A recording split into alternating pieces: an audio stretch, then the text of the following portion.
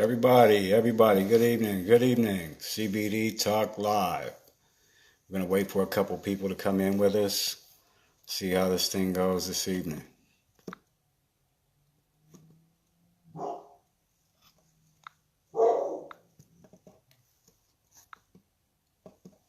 $7 p.m. Shani, how are you? We're waiting a few minutes and letting a few people come in. Terry, hello. Doc, what's going on? Ron, hello. We're letting a few people come on into the room. We know it's 7 o'clock. Take a few minutes and let a few people straggle in, join us. We're going to be going over diabetes again this evening. I know we've done this one before, but we're going to run it back. A few people thought we had some pertinent information and the live wasn't saved, so we're going to run over it again, get some good information to you, and see what we have for diabetics. All right. Got a few more notes this time. I have a little bit more information, so hopefully you'll find something useful, something informative, something for your friends and family members who might be suffering from diabetes. Your other CTFO affiliates, we might have some information that can be helpful to them as well. All right. Doc is going to be joining us in a little while. Doc Rivas Jr. is going to pop in. He's going to share some information with us. He's going to join in, throw a little pitch with me back and forth. We're going to give you some useful tidbits this evening. All right. So just a couple more minutes. We're going to let a few more people come on in before we get started. I know we're expecting a couple more people. So just bear with me, be patient, and we'll get into it in a couple of minutes. All right? Got a cup of coffee. We're not going to be here too long, but all right. Diabetes. This information that I'm going to share with you is coming from the National Institute of Health, from diabetes.org, and the Center for Disease Control. We've got a few statistics, a little bit of information, some facts for you that we hope you might find useful, all right? Now, in 2015, 30.3 million Americans, that's 9.4% of the country, 30.3 million Americans were diagnosed with diabetes. I'm sorry, 30.3 million people have diabetes and 7.2 million are undiagnosed. All right? So 9.4% of Americans have diabetes, almost 10%. 12 million people, 25% of the country, who have diabetes are 65 and over, all right? 25% of all diabetics are over the age of 65. 1.5 million new cases of diabetes every year, okay? That's every single year there are 1.5 million new people diagnosed with diabetes. That's insane.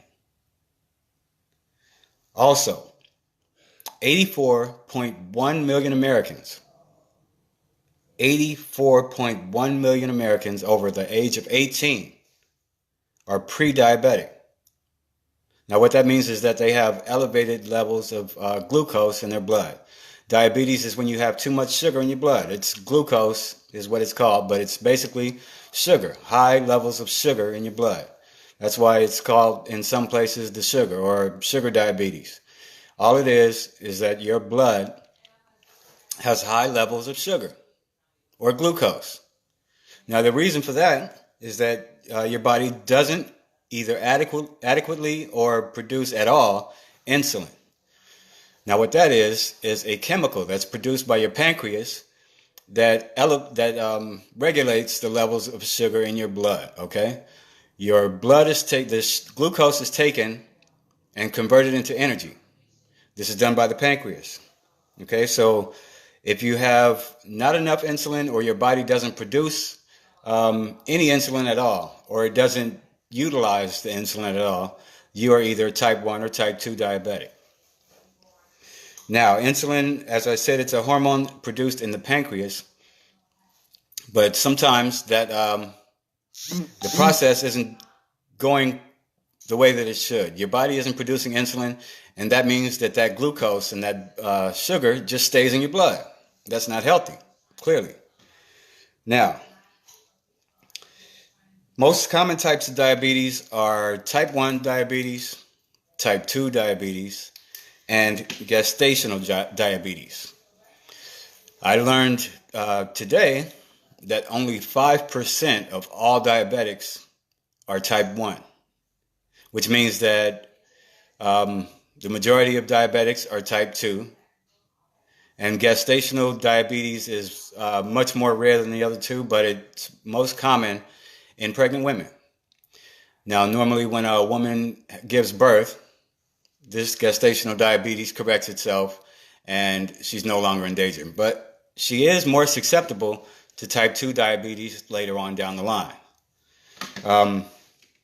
Type 2 diabetes is when your body doesn't make enough insulin.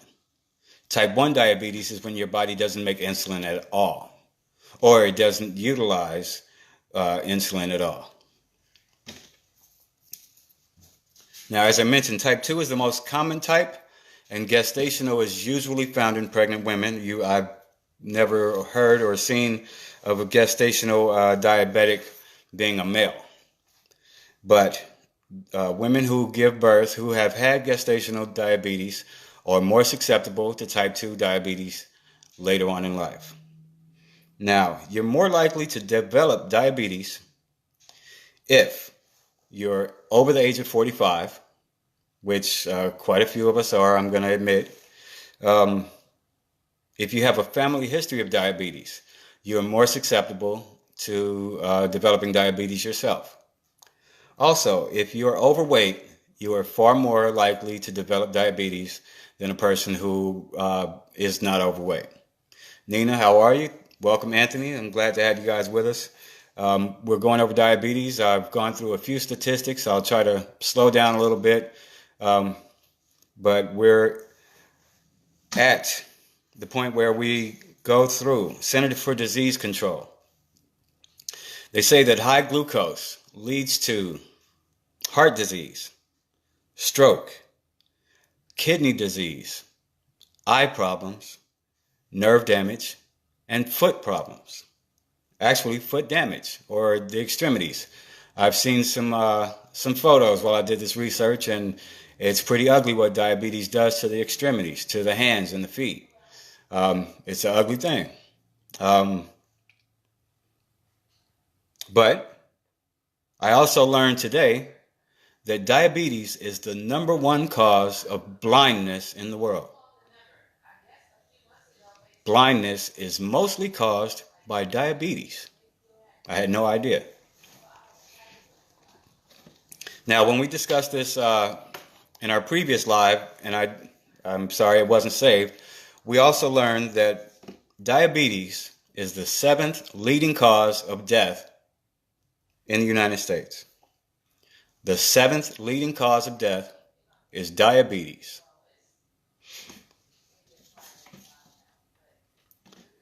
If I want to break it down, if you're interested in the breakdown of how it affects ethnic backgrounds, 7.4% of white Americans have diabetes.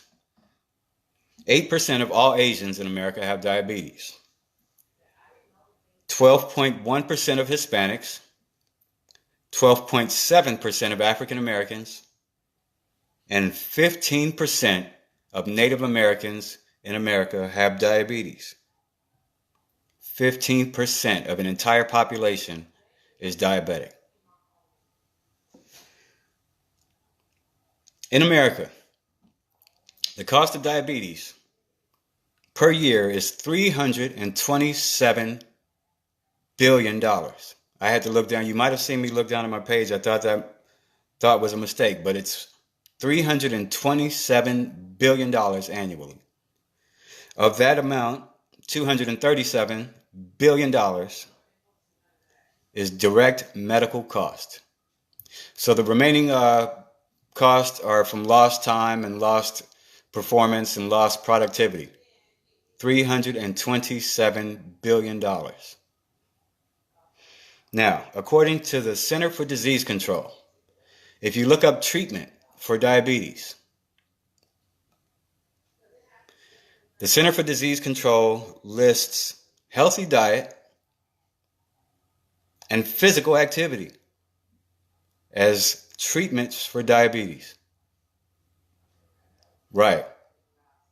So if it's a treatment for diabetes, it's also got to be looked at as a preventative measure, right? Health. I read today that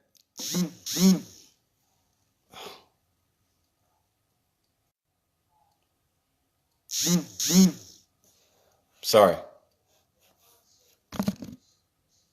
Okay, I learned today that only 30 minutes of physical activity is necessary to be a preventative or treatment measure for diabetes. Medical costs, that's right. Doc is mentioning doctors, hospitals, supplies, medications. That's right. That's 237 of the 327 billion. The remainder is lost productivity, lost time. So they recommend 30 minutes of physical activity to treat diabetes. Go ahead and do it before you have diabetes. Make it a preventative measure. Now, I have a few more things before we get to the main thrust, right? Diabetes was written and recorded in 1500 BC. They found Egyptian papyrus that discussed diabetes from 1500 BC. Now, they didn't have a little pin that they could stick their finger with and check their blood. They didn't have some pill that you could take for diabetes back then, but 1500, excuse me, my connection is bugging. My phone has got notices popping up on me. They had to have someone taste your urine in order to diagnose you with diabetes. 1500 years ago. And they still had to do that up until the early 1900s, if you believe it or not. They didn't have any other tests for diabetes. They had someone who actually delegated to this job.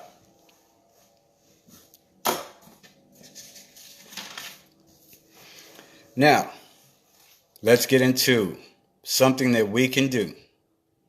What can we provide to give some relief to people who suffer with diabetes? What do we have? What is the point of us even discussing diabetes, right? We're here because we offer, right, CBD. We have products. We have something that can help with diabetes, and we need to know how, right? What is CBD good for in regards to diabetes? Why are we even thinking about diabetes? Well, CBD is good for the symptoms, many of the symptoms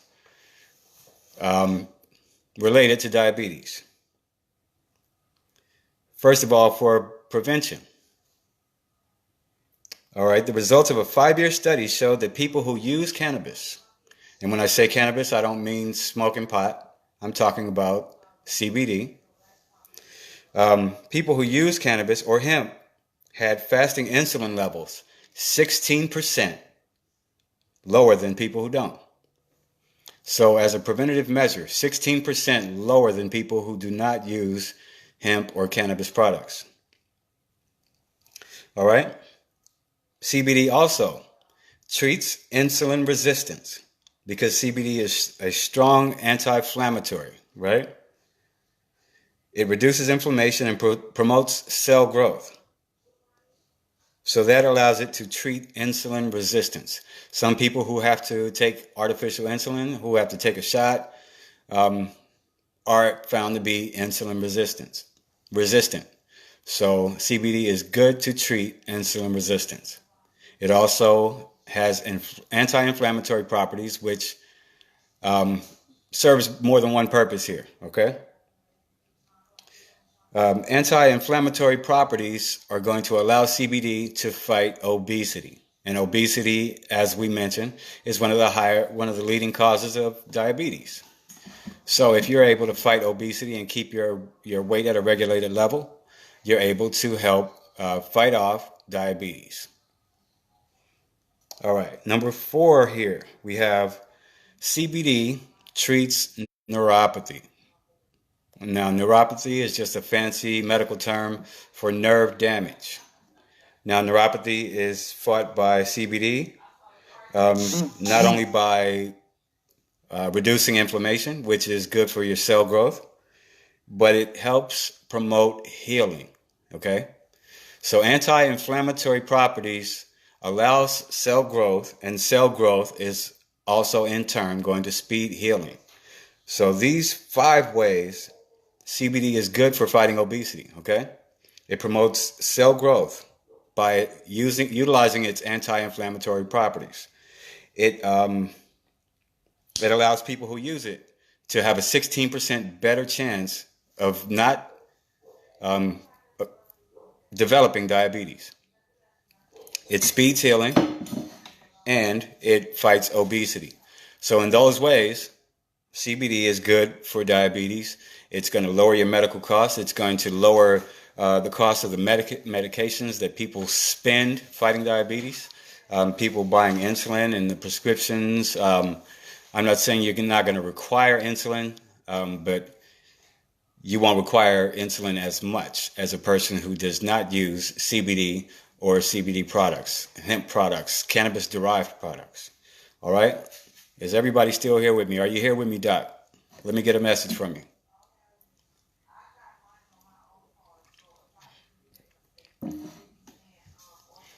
While we wait for Doc to come on in here, I'm not sure if Doc's even going to be able to come here with all these notices that have been popping up. I may be recording and not so live anymore. I don't know if you guys are seeing me now. Send me a message and let me know you're here with me. All right? But diabetes has been around a long time. It was called by doctors in the early 1900s and late 1800s the pissing evil.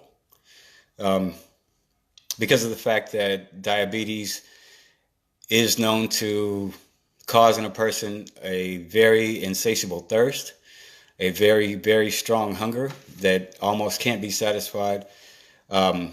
So they noticed that a person who urinated quite often was probably more likely to be a diabetic. That's one of the symptoms of diabetes. Having a very insatiable thirst, a strong thirst, a very insatiable hunger, a very strong, I guess insatiable is the word I just keep coming up with, but a very strong hunger and an inability to properly fulfill that thirst or hunger. I have a friend, as I mentioned in my last live on diabetes, Marcus. He passed away of diabetes, and he wasn't even 40 years old. He was found in his room just surrounded by juice and soda bottles. He was thirsty and just could not quench his thirst. And he ended up passing away before he was even 40 years old. So diabetes was once diagnosed by that symptom of frequent urination and insatiable thirst and hunger. Ladies and gentlemen, it doesn't look like I'm going to be able to get Doc in here. It says that I am recording, but I'm apparently not live with you guys any longer. I'm not getting any more messages. I wanted to bring Doc in here. He was going to join in with me. Terry, I wanted to bring you guys in here, but it looks like I'm just recording now. I'm no longer live. So I'm going to go ahead and post this. You guys can check it out, share it. If you get the information and it's useful to you, take some notes. But don't necessarily go out looking for diabetics. But if you know of any, this product, any one of our 70 products, I'm guessing, would be helpful for diabetics, for type 1, type 2, and even gestational diabetics. We're going to post this. I'm going to let you comment here at CBD Talk Live on the post. I'm sorry I couldn't get you in here, Doc. Terry, I don't know what happened with the connection, but Hopefully everything goes well from here. I'll post it up. And if you get some of these stats that are useful to you and helpful to you, by all means, take what you can, use it. For the rest of the crew at CBD Talk Live, I'll be seeing you later. This is a quick, brief recap on diabetes. I'll see you in the comments. Good night.